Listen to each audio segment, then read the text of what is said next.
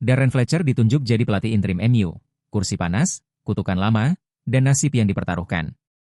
Manchester United kembali mengulang pola lama yang tak pernah benar-benar mereka tinggalkan. Setelah resmi memecat Ruben Amorim, manajemen Setan Merah menunjuk Darren Fletcher sebagai pelatih interim, sebuah keputusan yang langsung memicu perdebatan, sinisme, dan rasa deja vu di kalangan fans. Amorim harus angkat kaki bukan semata karena hasil, melainkan karena gaya melatihnya yang dianggap terlalu kaku, terutama dengan obsesinya pada formasi tertentu yang gagal beradaptasi dengan materi pemain MU yang tidak ideal.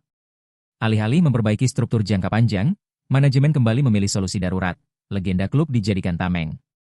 Legenda lagi, tumbal lagi.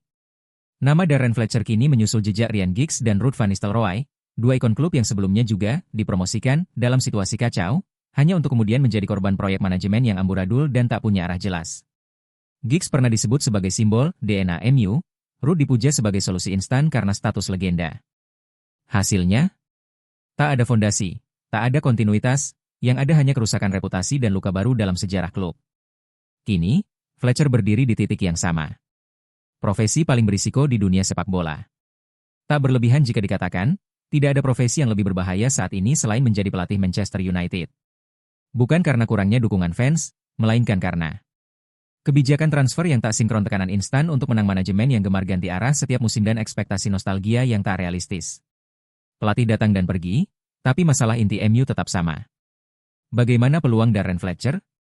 Secara teori, Fletcher punya kelebihan. Mengenal ruang ganti, paham budaya klub, dihormati pemain sebagai figur internal. Namun secara realistis, peluangnya sangat tipis bila ia hanya dijadikan penjaga sementara, tanpa kuasa penuh, tidak diberi kendali transfer, dan hanya bertugas meredam kemarahan publik sebelum manajer baru datang. Jika Fletcher gagal, ia akan dicap tidak kompeten. Jika ia berhasil, manajemen akan mengklaim semua kredit. Skenario klasik Manchester United. Kesimpulan, bukan tentang Fletcher, tapi tentang sistem.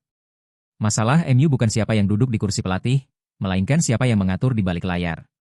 Selama klub terus mengorbankan legenda untuk menutupi kegagalan manajemen, kutukan ini akan terus berulang. Darren Fletcher kini memasuki arena paling berbahaya di Old Trafford. Pertanyaannya bukan apakah ia mampu, tapi berapa lama sebelum ia ikut menjadi korban berikutnya. Bagaimana menurut kalian? Bantu follow dan tinggalkan opini kalian di kolom komentar.